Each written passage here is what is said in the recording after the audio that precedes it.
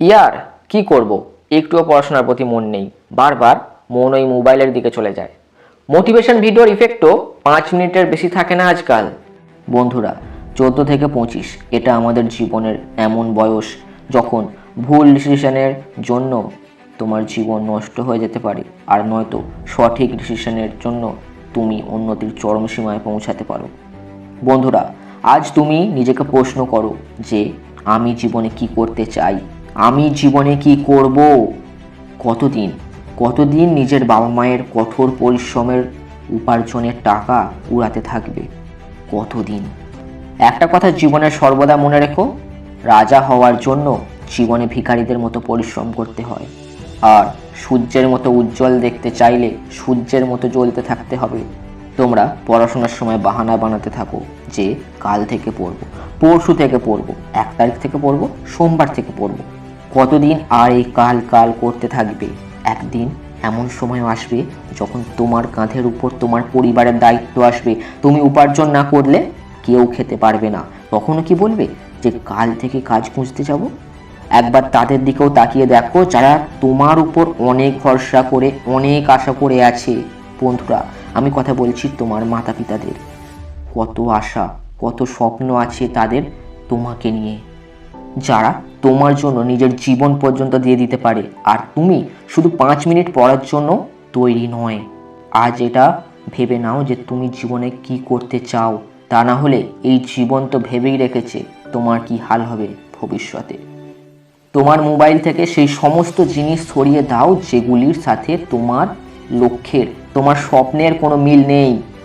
তুমি পড়াশোনায় উইক, কোনো ব্যাপার না। লোকে বলে আমরা পড়তে চাই কিন্তু পড়ায় মন লাগে না।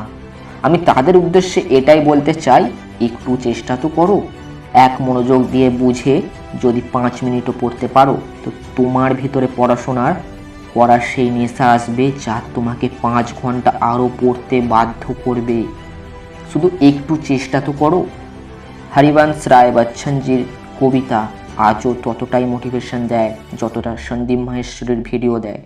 হরিবংশ রায় বচ্চনের সেই মোটিভেশন কবিতা বলছে, ছোট্ট একটি পিঁপড়ে যখন দানা নিয়ে চলতে থাকে, দেওয়ালে ওঠার চেষ্টা করে, তখন সেই দেওয়াল থেকে বারবার পড়ে যায়, কিন্তু তার মনের বিশ্বাস তার গোটা শরীরের শিরায় শিরায় সাহস ভরতে থাকে। উঠতে উঠতে পড়ে যাচ্ছে, পড়ে গিয়ে হার না মেনে আবার চড়তে থাকে, এবং তার এই প্রচেষ্টা বেকার গেল না, সে তার লক্ষ্যে পৌঁছালো। তাই জীবনে যারা চেষ্টা করে যায় তাদের কখনো হার হয় না, তারা কখনো হারতেই পারে না। অসফলতা একটা চ্যালেঞ্জ, এই চ্যালেঞ্জকে স্বীকার করো। কি কম বা কি ভুল হয়েছে দেখো এবং সেটা ঠিক করো। যতক্ষণ না সফল হচ্ছ, ঘুম, সুখ, আনন্দকে ত্যাগ করো। সংঘর্ষের লড়াই ছেড়ে পালিও না। কিছু না করে কখনো কারো জয় জয়কার হয় না।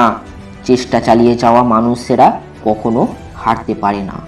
কিছু না কিছু তো এমন মোটিভেশনের সোর্স বা কারণ থাকবে যেটা তোমায় পড়তে বাধ্য করে দেবে, সেটার খোঁজ করো। লাইফে একটা সুন্দর স্ট্যাটাস লিড করার জন্য পড়তে বসো ভাই।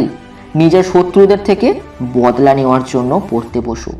নিজের মাতা পিতার জন্য পড়ো, তাদের সমস্ত আশা ভরসা তুমি। আমরা আমাদের জীবন হাসি খুশি আনন্দে শান্তির সাথে বাঁচতে চাই, কখনোই এই সুন্দর জীবনকে নষ্ট করতে চাই না। বন্ধুরা, প্রত্যেকের জীবনে এমন একটি করে স্বপ্ন অবশ্যই থাকে যাকে বাস্তব করার জন্য তারা তাদের সর্বস্ব লাগিয়ে দিচ্ছে। আমি এটা জানি না যে তুমি স্বপ্ন দেখো নাকি দেখো না, কিন্তু আমি এইটুকু অবশ্যই জানি যে এই ইউটিউবে লক্ষ লক্ষ ভিডিওকে ইগনোর করে তুমি আমার ভিডিও দেখছো, মানে তোমার মধ্যে অবশ্যই কিছু না কিছু স্পেশাল ব্যাপার থাকবেই। তোমার মধ্যে অবশ্যই কিছু না কিছু একটা বীজ থাকবে যা ভবিষ্যতে গিয়ে একটা বড় কাছে রূপান্তরিত হবে। মিথ্যা হোক বা সত্যি, আর যদি সত্যি বিশ্বাস করো তো একদিন অবশ্যই অনেক বড় মানুষ হবে। আমি জানি না তুমি কে যে আমার ভিডিও দেখছো, কিন্তু আমি এইটুকু জানি যে তুমি জীবনে অনেক বড় মানুষ হবে। তুমি জীবনে অনেক নাম, খ্যাতি, অর্থ অর্জন করবে। তো বেশি সময় নষ্ট না করে আজ থেকেই শুরু করো। একটুখানি পড়ো, কিন্তু পড়াশোনা স্টার্ট করো। যদি এই ভিডিওটি তোমার ভিতরে আগুনের শিখা জ্বালিয়ে থাকে, তো এই ভিডিওটা ছড়িয়ে দাও তোমার প্রিয়জনদের সাথে, ছড়িয়ে দাও হোয়াটসঅ্যাপ আর ফেসবুকে। পরবর্তী ভিডিওতে আবার দেখা হবে। গুড বাই সুপ্রিয় দর্শক বন্ধুরা।